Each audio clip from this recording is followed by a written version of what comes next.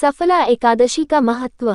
धर्मराज युधिष्ठिर कहने लगे कि हे जनार्दन, विस्मयादिबोधक चिन्ह, मैंने मार्गशीर्ष शुक्ल एकादशी अर्थात मोक्षदा एकादशी का सविस्तार वर्णन सुना। अब आप कृपा करके मुझे पौष माह के कृष्ण पक्ष की एकादशी के विषय में भी बतलाइए। इस एकादशी का क्या नाम है तथा इसके व्रत का क्या विधान है?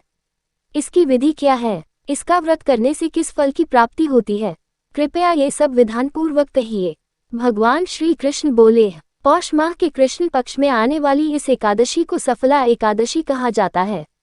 इस एकादशी के देवता श्रीनारायण हैं। विधिपूर्वक इस व्रत को करना चाहिए। जिस प्रकार नागों में शेषनाग, पक्षियों में गरुड़, सप्ग्रहों में चंद्रमा, यज्ञों में अश्वमेध और देवताओं में भगवान विष्णु श्रेष्ठ हैं, उसी तरह सब व्रतों में एकादशी का व्रत श्रेष्ठ है। जो मनुष्य सदैव एकादशी का व्रत करते हैं वे मुझे परम प्रिय हैं। इसका महात्म्य मैं तुमसे कहता हूँ, ध्यानपूर्वक सुनो। भक्तवत्सल भगवान श्री कृष्ण कहने लगे कि धर्मराज, मैं तुम्हारे स्नेह के कारण तुमसे कहता हूँ कि एकादशी व्रत के अतिरिक्त मैं अधिक से अधिक दक्षिणा पाने वाले यज्ञ से भी प्रसन्न नहीं होता हूँ। अतः इसे अत्यंत भक्ति और श्रद्धा से युक्त होकर करें। हे राजन, द्वादशी युक्त पौष कृष्ण एकादशी का महात्म्य तुम एकाग्रचित होकर सुनो। सफला एकादशी व्रत कथा। चंपावती नगरी में एक महिष्मान नाम का राजा राज्य करता था। उसके 4 पुत्र थे। उन सब में लुम्पक नाम वाला बड़ा राजपुत्र महापापी था। वह पापी सदा परस्त्री और वेश्यागमन तथा दूसरे बुरे कामों में अपने पिता का धन नष्ट किया करता था।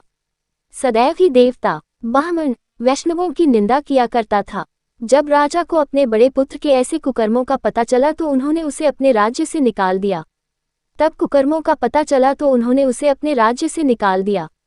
तब वह विचारने लगा कि कहाँ जाऊं, क्या करूं। अंत में उसने चोरी करने का निश्चय किया। दिन में वह वन में रहता और रात्रि को अपने पिता की नगरी में चोरी करता तथा प्रजा को तंग करने और उन्हें मारने का कुकर्म करता। कुछ समय पश्चात सारी नगरी भयभीत हो गई। वह वन में रहकर पशु आदि को मारकर खाने लगा। नागरिक और राज्य के कर्मचारी उसे पकड़ लेते किंतु राजा के भय से छोड़ देते। वन में एक अति प्राचीन विशाल पीपल का वृक्ष था। लोग उसकी भगवान के समान पूजा करते थे। उसी वृक्ष के नीचे वह महापापी लुम्पक रहा करता था। इस वन को लोग देवताओं की क्रीड़ास्थली मानते थे। कुछ समय पश्चात पौष कृष्ण पक्ष की दशमी के दिन वह वस्त्रहीन होने के कारण शीत के चलते सारी रात्रि सो नहीं सका। उसके हाथ पैर अकड़ गए। सूर्योदय होते होते वह मूर्छित हो गया। दूसरे दिन एकादशी को मध्याह्न के समय सूर्य की गर्मी पाकर उसकी मूर्छा दूर हुई। गिरता पड़ता वह भोजन की तलाश में निकला।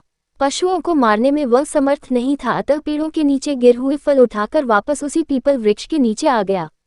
उस समय तक भगवान सूर्य अस्त हो चुके थे। वृक्ष के नीचे फल रखकर कहने लगा, हे भगवान, अब आपके ही अर्पण है ये फल, आप ही तृप्त हो जाए। उस रात्रि को दुख के कारण रात्रि को भी नींद नहीं आई। उसके इस उपवास और जागरण से भगवान अत्यंत प्रसन्न हो गए और उसके सारे पाप नष्ट हो गए। दूसरे दिन प्रातः एक अति सुंदर घोड़ा अनेक सुंदर वस्तुओं से सजा हुआ उसके सामने आकर खड़ा हो गया। उसी समय आकाशवाणी हुई कि हे राजपुत्र, श्रीनारायण की कृपा से तेरे पाप नष्ट हो गए हैं।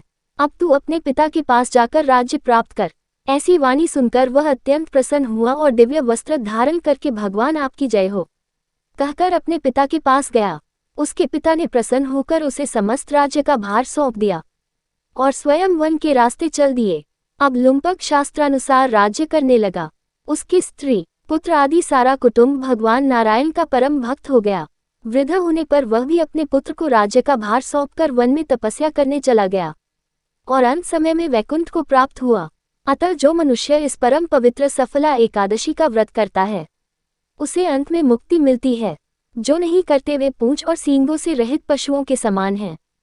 इस सफला एकादशी के महात्म्य को पढ़ने से अथवा श्रवण करने से मनुष्य को अश्वमेध यज्ञ का फल मिलता है।